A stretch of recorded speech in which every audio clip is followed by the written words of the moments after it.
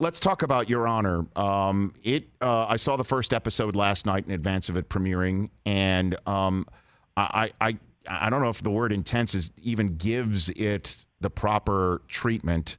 You playing a judge of the highest reputation, whose son gets into some considerable trouble, and then everything ensues from there. I'd love to just give you the floor as to what people should expect from this show and what drew you to it, Bryan.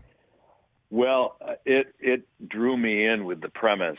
My son, who was grieving at the loss of his mom, it was a year anniversary of her passing, and he's an asthmatic, and he's driving away from where she was killed, and he's upset.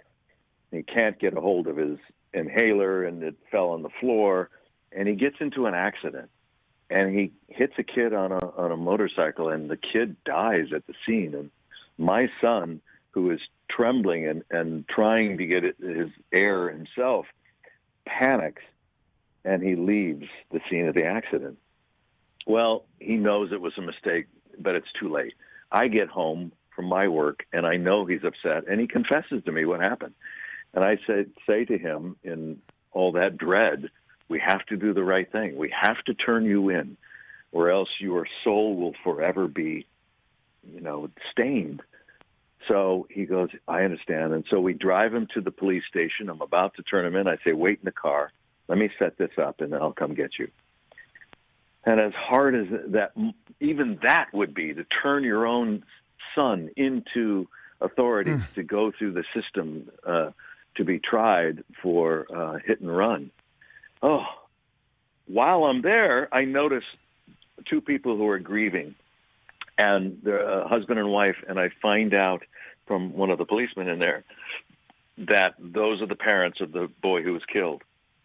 And my heart goes out to them. But I also notice and recognize the man. He is the notorious gangster of all of Louisiana. And that guy would find my son and kill him without question in my mind. So I realized at that moment that impulsive decision-making has to be made. And at that moment, I decide I'm not doing this.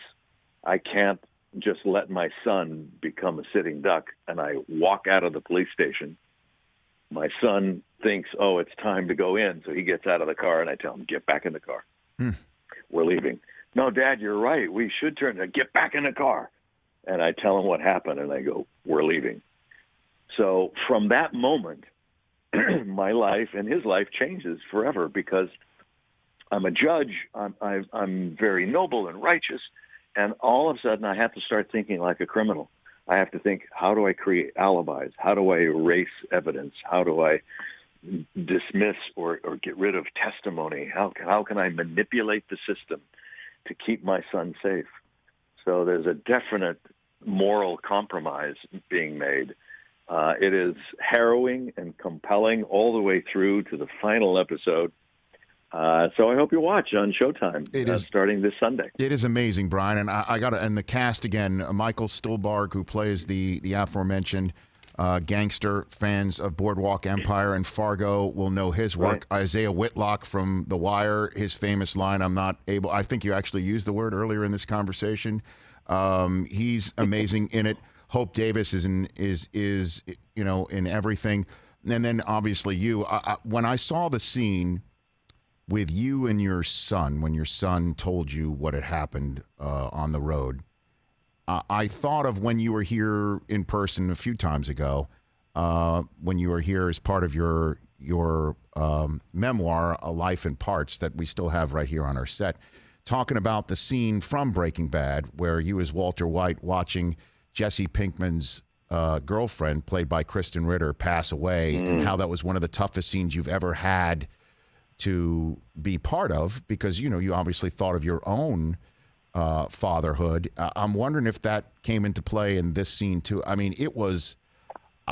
My wife and I, we watched that scene. We held hands the entire time. I mean, because there but for the grace. I mean, unbelievable, Bryan. Truly, it's a parent's worst nightmare. And it's our number one responsibility as a parent to protect the life of your child. So if you had to make that decision, everyone I've talked to, and I would imagine you would say the same thing, would you, Rich Eisen, if you thought one of your children was in mortal danger, would you become a criminal in order to save their life?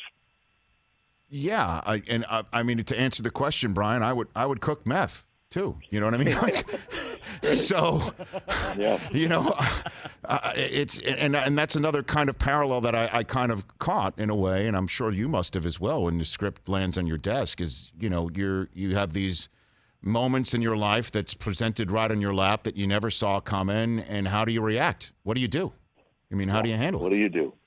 You know, I guess I'm just attracted to characters who are really damaged.